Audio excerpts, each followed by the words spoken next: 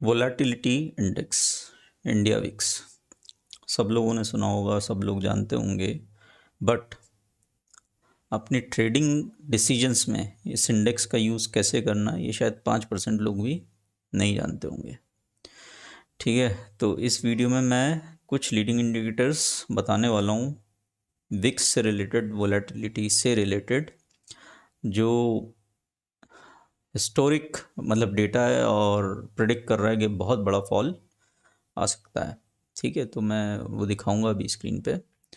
But थोड़ा सा context set कर लेते हैं विक्स के बारे में। तो बहुत लोगों को नहीं पता कि ट्रेडिंग डिसीजंस में कैसे यूज़ करना है विक्स को, बिकॉज मैथमेटिकल अंडरस्टैंडिंग विक्स की क्लियर नहीं होती बहुत लोगों को, ज़्यादातर लोगों को, है ना। तो जैसे मैं बोलता हूँ ट्रेडिंग इज़ मैथमेटिक्स। तो अगर विक्स 15 है तो क्यों है, किस फॉर्मूले से 15 बना, 15 ही क्यों है, 16 हो गया तो क्यों हो गया, 20 है तो इसका मतलब क्या है, 15 है वर्सेस 20 है तो इसका मतलब क्या है, 20 कैसे बना, क्या फॉर्मूला, मतलब जो अंडरलाइंग कैलकुलेशंस हैं, जब जिस दिन वो समझ में आ जाएंगे उस दिन आप विक्स को एक डेटा की तरह देखोगे जिससे आप ट्रेडिंग डिसीजंस ले सकते हो अपने, है ना, मनी आप उस पर लगा सकते हो। ठीक है, ज़्यादातर लोगों को बस यही पता है विक्स अगर बढ़ता है तो मार्केट गिरेगा, विक्स अगर गिरता है तो मार्केट बढ़ेगा, जबकि ऐसा कुछ नहीं है ना। जब कोविड क्रैश से हम रिकवर कर रहे थे तो तब भी विक्स बहुत हाई था, है ना। अप्रैल मई जून जुलाई 2020 में विक्स बहुत ज़्यादा था, बट मार्केट बढ़ रहा था उस समय, है ना। आपको बहुत लेमन टर्म्स में बताता हूँ, विक्स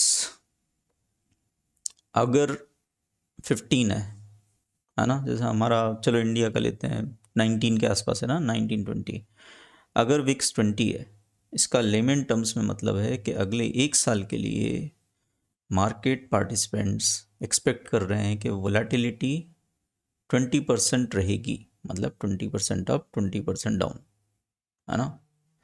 तो ये और देख लेना, इसके बारे में पढ़ो।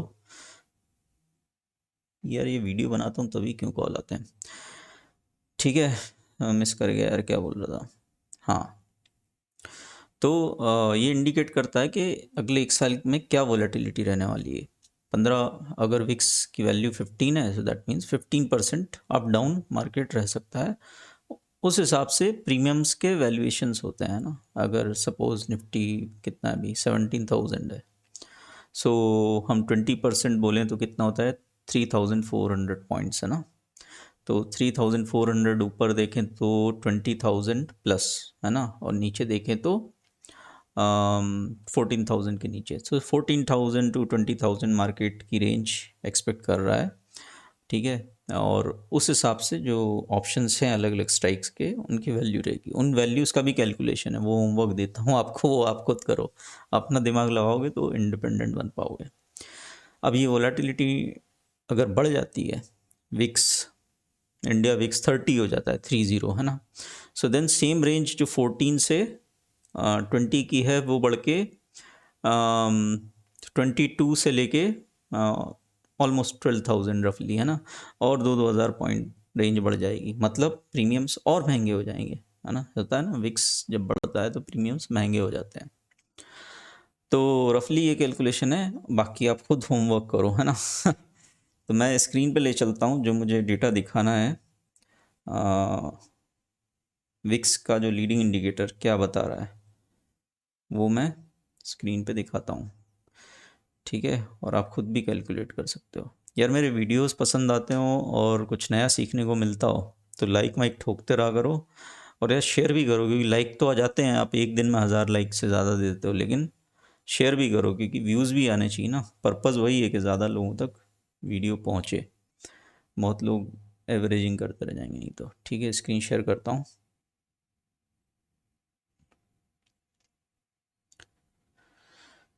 ठीक है यार, तो जो मैं दिखाने वाला हूँ, स्क्रीन दिख रही होगी ना, हाँ भाई दिख रही होगी। ठीक है, तो ये एक चार्ट है, ये मैं दिखाने वाला हूँ। ठीक है, इस चार्ट में आप मोटा मोटा भी ये समझ जाओ कि पिछले 1 साल से कुछ तो अलग हो रहा है जो हिस्ट्री में नहीं हुआ। ठीक है, हिस्ट्री मतलब इंडिया विक्स का जन्म ही 2010 में हुआ था, जो भी है, तो वहाँ से तो पिछले 1 साल में कुछ महीनों में स्पेशल हो रहा है। ये इंडिकेटर क्या है? ये है Nifty multiplied by US VIX divided by India VIX. इसको थोड़ा स्टेप बाय स्टेप चलते हैं, है ना। पहले यूएस का वोलेटिलिटी इंडेक्स देखते हैं। तो ये इसी चार्ट पे आऊँगा वापस, है ना। इसी चार्ट पे वापस आऊँगा। कैसे बनाया है मैंने ये चार्ट, ये आपको भी बता देता हूँ। ट्रेडिंग व्यू का फ्री वर्जन है, आप भी बता सकते हो। लाइक ठोकते रहो भाई, क्योंकि ये नॉलेज कोई शेयर नहीं करता।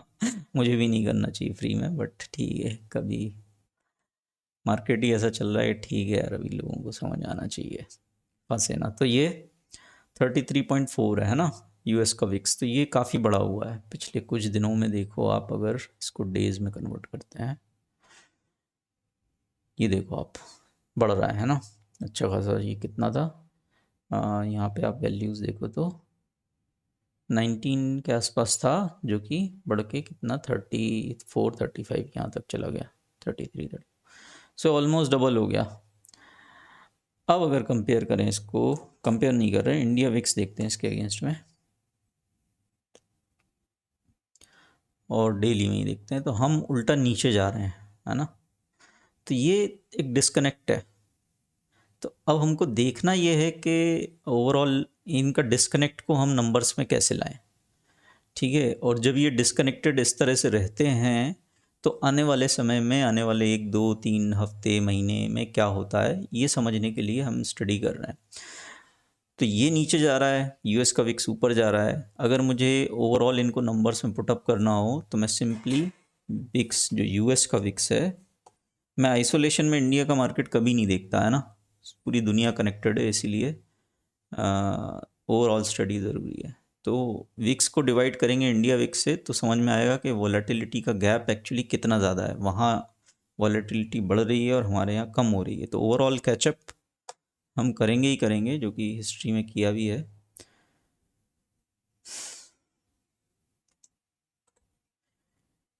अब आप ये अगर चार्ट देखो, तो आप देखो कि गैप जो है, ये इसका रेशियो है, दोनों विक्स को डिवाइड किया तो 1.69। ये बढ़ता ही जा रहा है ना। पिछले महीने से, पिछले 2 महीने से बढ़ता ही जा रहा है। ठीक है, ये इस लेवल पे यहाँ पर भी आया था, कब? अप्रैल मई में, जब मार्केट गिर रहा था। ठीक है, तो अगर हम इसकी बड़ी पिक्चर देखें मंथली बेस, तो आप देखो कि ये जो लाइन है ना 1.69, जहाँ पर अभी ये कब आया था? अप्रैल में आया था, मई में आया था, है ना। ये दोनों बियरिश मंथ थे। इसके पहले भी ये लाइन टच की है, लेकिन आप देखो तो वीक बनी है, सिर्फ क्लोजिंग नीचे हो जाती है, मतलब टिका नहीं है ना।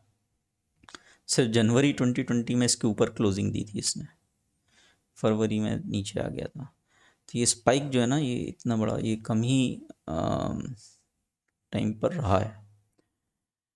अब हमको देखना ये है कि ये जब जो इतना ज़्यादा, जो रेशियो इतना बड़ा हुआ है ना, यहाँ पर हिस्टोरिकली आप और देख लो पीछे तक, 2011 तक, ये लाइन के नीचे ही रहा है हमेशा, है ना। तो अब हमको ये देखना है कि जब भी ये 1.7 या इसके पास जाता है, तब निफ्टी कैसे बिहेव करता है। निफ्टी का valuation in terms of the gap between US volatility index and India volatility index. ठीक है, दोनों का जो गैप है, ये अगर बढ़ जाता है ना, और उसके टर्म्स में हम निफ्टी के वैल्यूएशंस को अगर कैलकुलेट करना है, ये थोड़ा सा कॉम्प्लेक्स लग रहा होगा लोगों को, बट भाई मैथमेटिक्स तो ज़रूरी है यार। Mathematics is the language which financial markets understand. तो निफ्टी की मुझे वैल्यूएशन कंपेयर करनी है इन टर्म्स ऑफ वोलेटिलिटी इंडेक्स। तो मैं इसको, जो गैप है ना, जो रेशियो है इसका यूएस और इंडिया का, विक्स का, उसको मल्टीप्लाई कर रहा हूँ निफ्टी से। सो वोलेटिलिटी एडजस्टेड वैल्यूएशंस हमको इंडियन मार्केट की मिल जाएंगी। अब देखो आप, तो अब आप जब देखोगे तो आपको लगेगा कि ये मतलब ऑलमोस्ट ऑल टाइम हाई पर हैं, जो हम पिछले कई सालों में कभी नहीं रहे, कभी नहीं रहे। पहली बार हम, ये वैल्यू देखो 28,850 ये चल रहा है। पहली बार हमने ये टच किया जुलाई 21 में, जब लो ऑफ टॉप बन रहा था, जुलाई अगस्त सितंबर, और अक्टूबर में मार्केट ने टॉप मार दिया था 18,600 का। सितंबर में हम काफ़ी ऊपर चले गए थे और यहीं पे मार्केट का टॉप बना था और करेक्शन होना शुरू हुआ था। ठीक है, तो ये 2-3 महीने थे जब हमने पहली बार ये लेवल्स टच किए थे 28,850 जो भी है ना।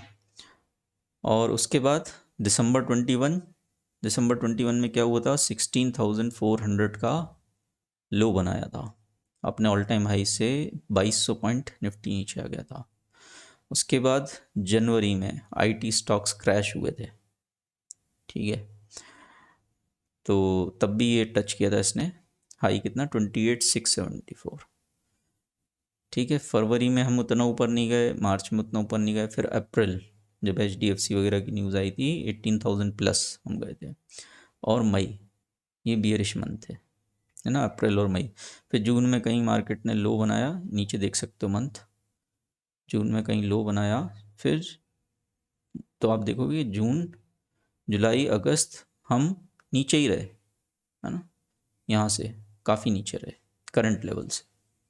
जून जुलाई अगस्त में हम नीचे रहे, सितंबर में भी नीचे रहे, और अब हम वापस वही एरिया टच कर रहे हैं अक्टूबर 2020 में, जो हमने 2022 में, अभी इस महीने जो हमने लास्ट ईयर देखे थे। टिके नहीं थे, हालांकि टिके हम सिर्फ अप्रैल मई में थे। और देखेंगे, ये हो सकता है इस तरह की एक बड़ी रेड कैंडल दिख जाए या ग्रीन दिखे, जो भी है, बट अप्रैल मई दोनों महीने में मार्केट गिरा ही था मोस्टली। ठीक है, तो वापस हम हिस्टोरिक जोन में आ गए। ठीक है यार, ये फ़ोन ये क्यों आते हैं। ठीक है, तो कहाँ था यार मैं, हाँ, हिस्टोरिक जोन में आ गए हैं, वहीं जहाँ से हम रिवर्स होते हैं और मार्केट गिरना शुरू होता है।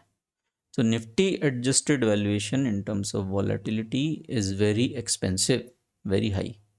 और this is specially important for traders, क्योंकि जब भी ये लेवल्स टच हुए हैं, अगले 1-2 महीने में मार्केट में बड़ा खेल हुआ है।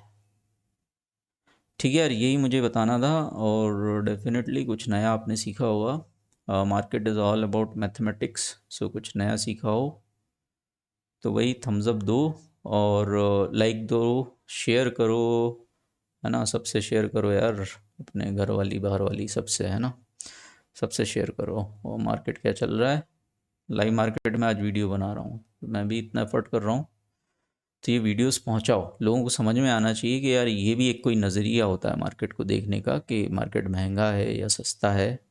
ये ट्रेडर्स के लिए स्पेसिफिकली इम्पॉर्टेंट है वीडियो, इन्वेस्टर्स के लिए तो मैं कब से बोल ही रहा हूँ, sell and run away. But even अब लूज बॉल्स मिलने वाली हैं ट्रेडर्स को भी। ठीक है यार, तो यही मुझे बताना था इस वीडियो में। और ये मेरा अपना मार्केट की लग गई है, रिलायंस लो मार रहे हैं, है ना, और 150 पॉइंट डाउन है, ये मेरा MTM चल रहा है। और ये सेबी के जो एक्सचेंजेस के नए गाइडलाइंस हैं, इन्होंने सब पैसा अकाउंट में डाल दिया। वैसे मैं रखा ही नहीं था, क्योंकि वीकली मंथली नहीं करना, तो पैसे ही मत रखो, just stay in long term. ठीक है यार, तो बस यही मुझे इस वीडियो में बताना था।